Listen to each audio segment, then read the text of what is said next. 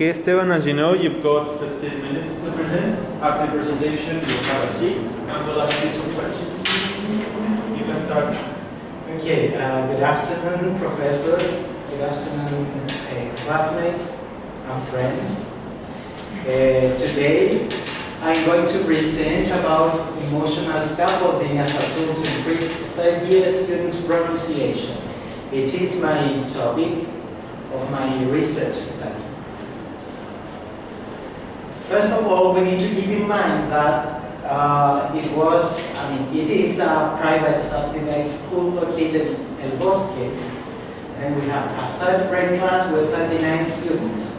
They have 180 of EFL lessons per week, minutes. However, I was doing my internship, and I was just 90 minutes per week. What caught my attention was that 90% of Spanish were spoken in the classroom. And the students were working on activities from the book Next Move 3 from Macmillan. It's important to mention that I started to investigate what was happening because of the behavior of the students and the pronunciation as well. That's the reason why it's important to mention nuancing.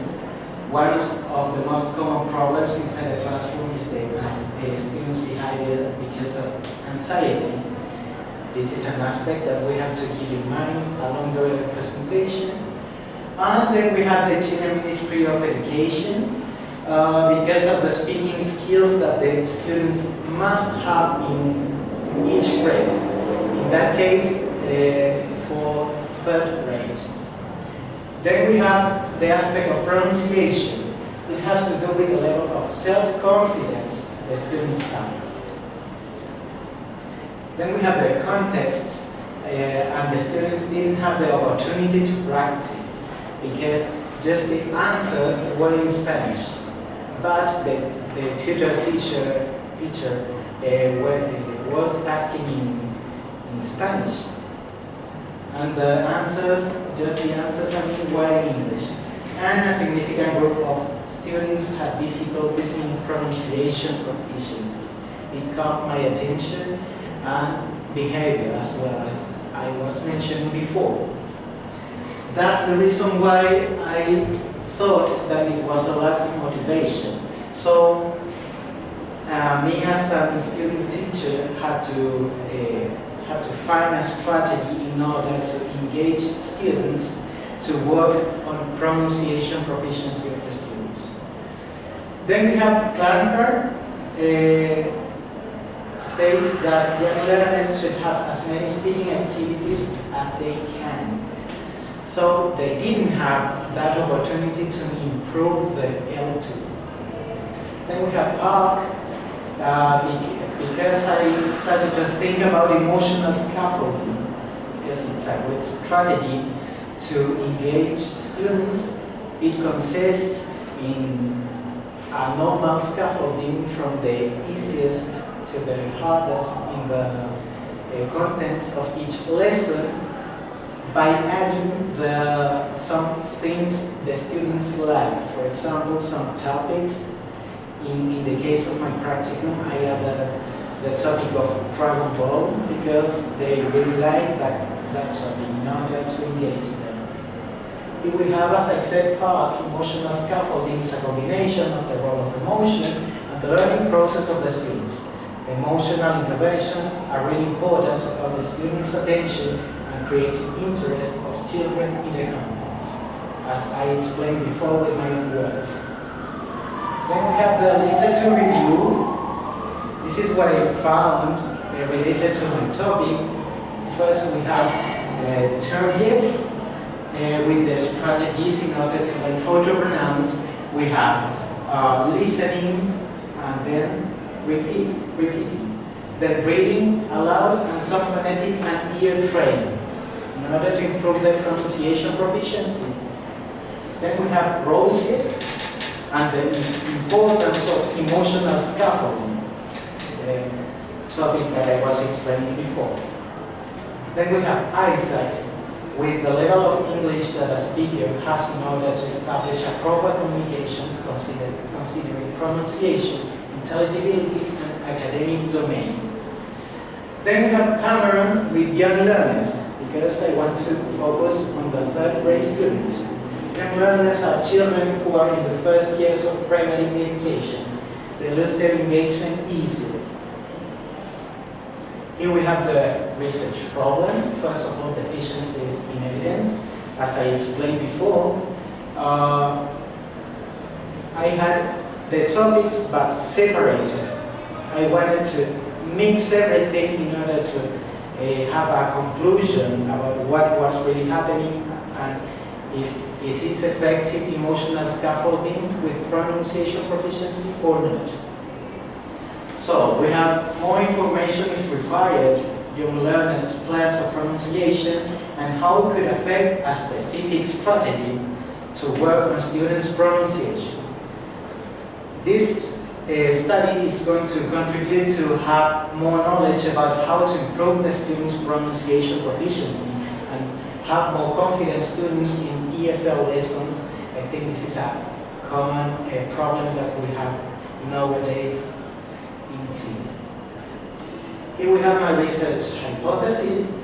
It is that there will be a significant increase in English pronunciation proficiency after emotional scaffolding in third-year students at a private subsidized school located in El Bosque.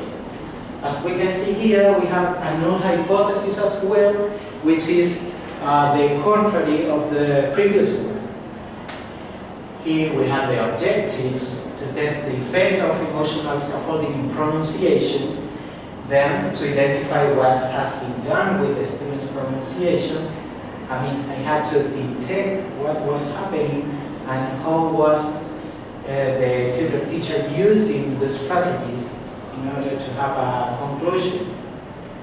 Then I had to identify how emotional scaffolding can be implemented. How can implement that strategy? I need to know my students. I need to know what they like. And with my first lessons, I was observing that kind of things. Finally, to determine students' pronunciation proficiency after the EFL lessons, so after the application of emotional scaffolding. Here we have the methodology. It is a positivist study, it is quantitative of course, and it's a causative study. It means that I had a pre and a post test in order to check what was really happening. The procedure. The collection of students' initial level of pronunciation proficiency. Pre-test, then lesson focus on emotional scaffolding in order to apply the strategy with Dragon Ball in this case, then practicing vowels and aspiration. According to Pratt in the book Gibson's Pronunciation in English, these are the most important requirements in order to be understandable. For example, the difference of the vowels and the aspiration, because a native speaker tend to get confused if you don't use aspiration in p, t, and k with b, b, d, and j. And then a post test. The pre and the post test are the same test in order to demonstrate a progress. And we have the participants, as I said before, 39 EFL students. However, here I had a limitation because 20 letters of informed consent were returned. That's the reason why we had a group of 20 EFL students. And it was at a private subsidized school located in El Bosque. The data collection material were the pronunciation test at the beginning and at the end of my intervention. Then we have the scientific rigor validity. The external validity means that the results can be applied to a school with a similar context and conditions. Because a private subsidized school in this case. Then we have the internal validity, and it was an adaptation by the student teacher, by me, with the rubrics that we had in the course phonetics and phonology. We had a rubric evaluating the fluency, aspiration, and vowels, and it had the transcription in order to check what was right and what was wrong. Then the reliability. The examples of the sentences were taken from a little encyclopedia of phonetics by Roach, adapted by me. Then the objectivity, it's important to mention that the interaction was happening during the instruction. I was giving the instruction to the students, and then they had to read, and there was no interaction between me and the student. And I was just an observer and an evaluator. Then we have the findings here.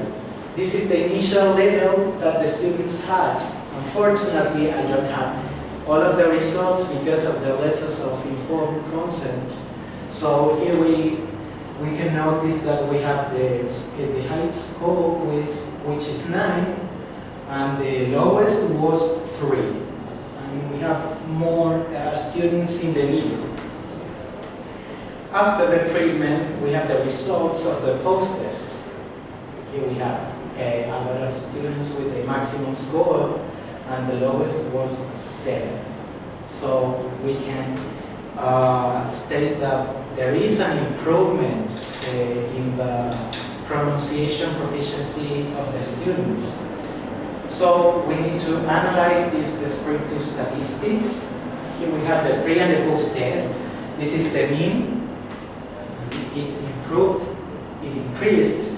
The median as well, and the mode, we can see that it was 8, and now we have 9. Then we have the t-test, and what is really important here to mention is that the person correlation was really low. This is the reliability that it had during my test. It means that for future research, we need more reliability in order to check the progress of the students. I think it happened because the test was adapted by me. Then we have the sample and the coins T. This is to prove that, for example, we have the results. Maybe it was just a coincidence that the students improved. And this number of the coins T shows us that it wasn't a coincidence. So emotional scaffolding made the effect that I was expecting. Then I have the conclusions. Of course, the rejection of the null hypothesis. The time to do research, I think it was too little in order to evaluate and to show a significant progress with more characteristics, such as the intelligibility, such as gliding vowels, and it is an advice for future researchers to do test with more characteristics. I couldn't do it, and I didn't do it because of the time that I had to teach and to practice pronunciation. Then we have the application of emotional scaffolding, which was really effective. So we can conclude that emotional scaffolding is a reliable strategy in order to have the students' engagement expected. Then we have the students' pronunciation proficiency, which improved, as I explained before, because of this strategy and because of practicing every class pronunciation. Finally, we have the reliability, as I was mentioning before, was low, and for future tests and research, we need to take into account that number in order to have a more reliable test. Finally, I have the metacognitive analysis, and my role as a teacher researcher was really meaningful for me because I was teaching in a third grade, so now I know how to deal with all of the things that happen within the classroom, and I attended to a parents' meeting, so I know how I have to deal with the parents as well. And being a teacher researcher, I have to keep in mind all of the components of the class, analyze everything that is happening. In this case, was behavior and pronunciation, and try to find a solution from literature and from my perspective. Then I have my own identity as a teacher by using the methodology of emotional scaffolding, knowing my students, and for future internships, I know I need to know my students in order to create an engagement and a progress in the EFL class and lessons. And finally, I can relate with this research the subject teaching English primary school context, because Ms. Natata Bardo were teaching us along the semester different strategies of warm-up. For example, we had a speaking bag with music, so we had to take the speaking bag, and if the music stopped, we had to pick a question from the speaking bag. My topic, as I told you before, was Dragon Ball, so I worked with the Dragon Balls and music, and the student, when I stopped the music, the student who had the Dragon Ball had to answer the different questions that I was asking. And this is the conclusion of my presentation. Thank you for your attention.